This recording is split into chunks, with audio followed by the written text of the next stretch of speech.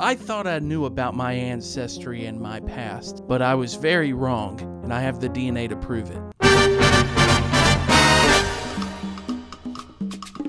Welcome to Strange Scrolls. These are the weird things from the internet that have been filling my head for the past week. So I've always wanted to do an ancestry test, and I kept getting these targeted ads on my phone all the time. I'm just scrolling, and suddenly I'd see something about ancestry. Suddenly I'd see something about 23andMe, and I'd always wanted to know where my family came from. Kristen knows that her family is mostly Swedish, and they have some records about those things, but as far as I know, my family knows nothing about where we came from. I do know that the family name Wright can mean something like a worker, so we probably don't have anything very important in our past, but I wanted to find out because we'd always said we were Scot-Irish or that we had some Native American and all of this stuff in there, but I think everybody says those things. So I went ahead and I did a DNA test to see where in the world we are from. Now, I chose to use the website 23andMe. I had thought about doing Ancestry, but there were some things on their terms and conditions with Ancestry that were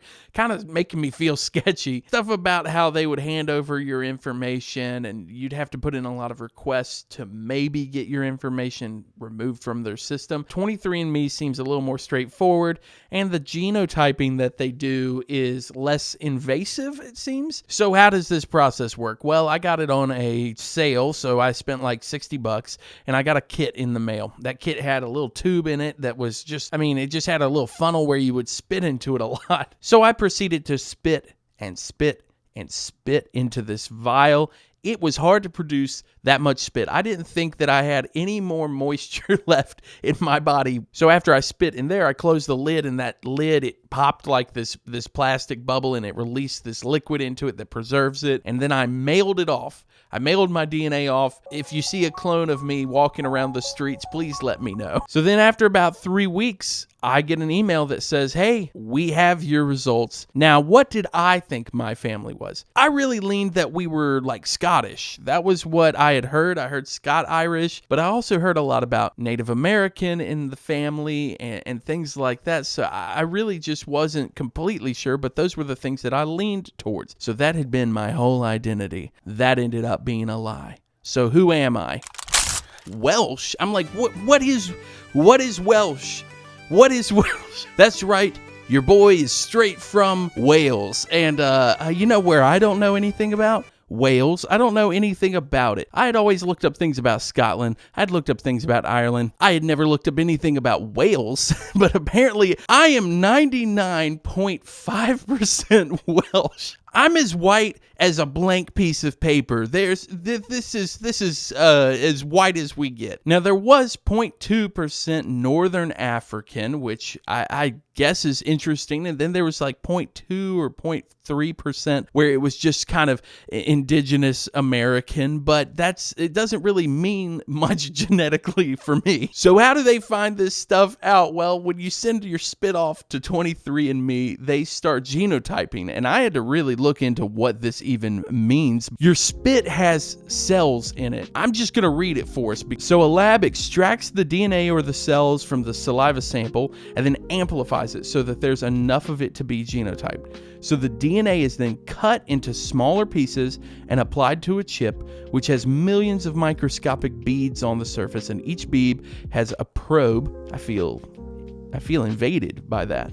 But basically, it has a little piece of DNA that matches a genetic variant that they're familiar with, and then that DNA piece, it will stick to the ones that match, something along that lines. Now, I did get some ancient ancestry facts, but we'll get to that later on. So here's what the map looks like when you finally get your results. It says you're connected through shared ancestors to people from Wales and England's Welsh border. Wales was primarily ruled by the Celtic Britons until it came under the influence of the Kingdom of England during the High Middle Ages. I'm still mad about it, if I'm being honest. I feel like that was unfairly taken from us as Welsh people. Today, many people in Wales still speak Welsh, a Brittonic Celtic language. This is something I didn't really know anything about until maybe maybe last year where I had heard that there is a Welsh language. Now, there are also Irish languages and all of these Celtic languages that died when England kind of moved in and said, you're not talking like that anymore. We can't understand you. So naturally, I needed to hear what the motherland's language was. Here's a guy named Johan, I think, speaking Welsh. Let's hear it. Ar y trydydd o Fawrth, fe fydd referendum I benderfynu os yw Cymru'n heiddi llais cryfach. Is that Mr. Fantastic? Yeah, that's Mr. Fantastic. He's speaking Welsh. Also, Welsh, it just sounds crazy. I mean, it's weird because it almost feels like I'm hearing words that I recognize from English, but they're not at all. It's just, I guess, because of the Latin etymology of it. Now, what I had seen was that the Welsh language written looks really crazy. It looks like I passed out and fell on my computer keyboard and ended up with this wild situation right here. I'm very out of touch with my Welsh ancestry. The question becomes, how do I become more in touch with who I really am?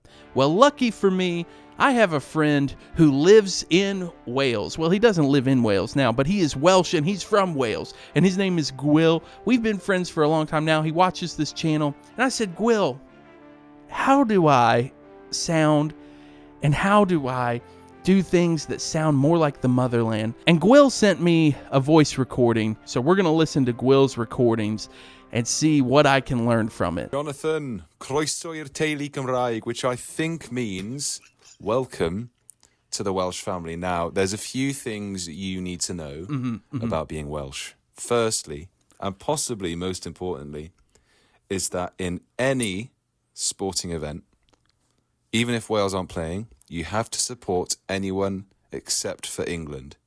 Even if England are playing Azerbaijan or England are playing Japan or Spain, you have to support the other team. No supporting England if you're Welsh. All right, England, it's over. The crown, it's done for you. I'm only cheering for non-English.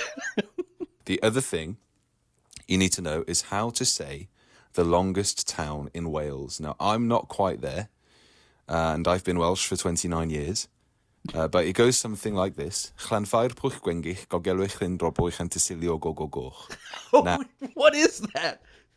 you can find the proper pronunciation on Google somewhere. Okay. Pause for a second. Longest Welsh town name. Oh my word. Is that the real sign? Jan var Pugwin Gilgoger Corn Drub Ol Landis Look. I remembered that part. That was fun at the end. Pronounce it. I mean, look at that. That is just a disaster. Jan var Pugwin Gilgorger Corn Drub Ol Landi Siliogor Gokokoch. Gwyl, what is this? What did our people do to deserve a town name like this? Why would they name it that? Now, I don't want to overwhelm you with Welsh. We have a different alphabet, but it'd be worth learning the alphabet. There's some letters you may not have known were letters. So, different ways to greet. Bore da means good morning. Bore da. Prynhawn da means good afternoon. Crynhelda. I think I didn't ace that. Let's hear it again. Prynhawn da means good afternoon. Prynhawn. Nos da means good night. Nos da. Croeso means welcome. Sut wyt ti? Or sydych chi, depending who you're talking to. If they're from North Wales, it'll be one of them. South Wales will be another one. So sut wyt ti or sydych chi is how are you. Diolch is thank you. Diolch. Hwyl is bye. Hwyl. If you were to say thank you very much, goodbye, you would say diolch yn fawr, hwyl. Diolch yn fawr, hwyl. Dude, I'm probably butchering this to heck. Like, it's just a disaster. And we really like Red. We are a big fan of singing, so nice. Makes sense, eh? I hear you do music. So you being a fan of singing makes sense, really. Now you've found out you're Welsh. Welcome to the family once again. I'd love to assimilate you into the family properly.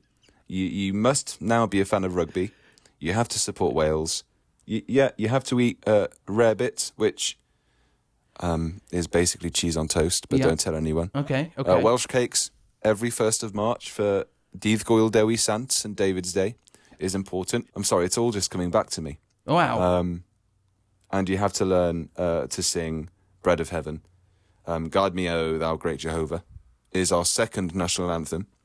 The first one's in Welsh, My Hen Radvan Hadai, the land of my fathers. Okay. I hope that's enough homework. Have a nice time becoming Welsh. And blessings. That's a lot of homework. Gwyl, I'm scared. I'm scared of being Welsh because the language is so scary. It feels so intense. England's out. Big thank you for Gwyl sending me all of this information. I'm going to have to listen to it quite a while before I can ever assimilate into Wales properly. I want to be able to show up in Wales and people not think anything about it. I don't want them to think a thing about it. So last thing that I found out about my Welsh self is that we came from a long group of Vikings. So I'm sorry about all the crime and the pillaging. That's our bad. We're not the same as we once were. My closest ancestor, though, was this guy. I can't pronounce his name. I've already had a hard time with Welsh. But he was found in the Ukraine, kind of Viking connected. But they said he got stabbed multiple times in the head and shot in the face with an arrow. So my ancestors, we'll just say, didn't fare well. The rest of them seemed to be farmers or workers, and it was just very interesting to see. I find this very important to do because there is a part of me now that just loves knowing this about myself. So maybe give it a shot. It might be worth it. Maybe you don't know much about your family. I also did something where I could see some health benefits and predispositions that I might have to help me just focus on being healthier. And so I think it was well worth it. Thanks for stopping by for Strange Scrolls. Again, this is episode 1, so make sure you're subscribed because there's going to be more fun and strange content coming. Once again, thanks to all of my patrons. Guys, I'm doing this full time now. You heard me right. I'm doing this full time. That may surprise some of you, but here we are. Video creation is now what I'm here for. So this is going to be a regular thing. I'll see you next week.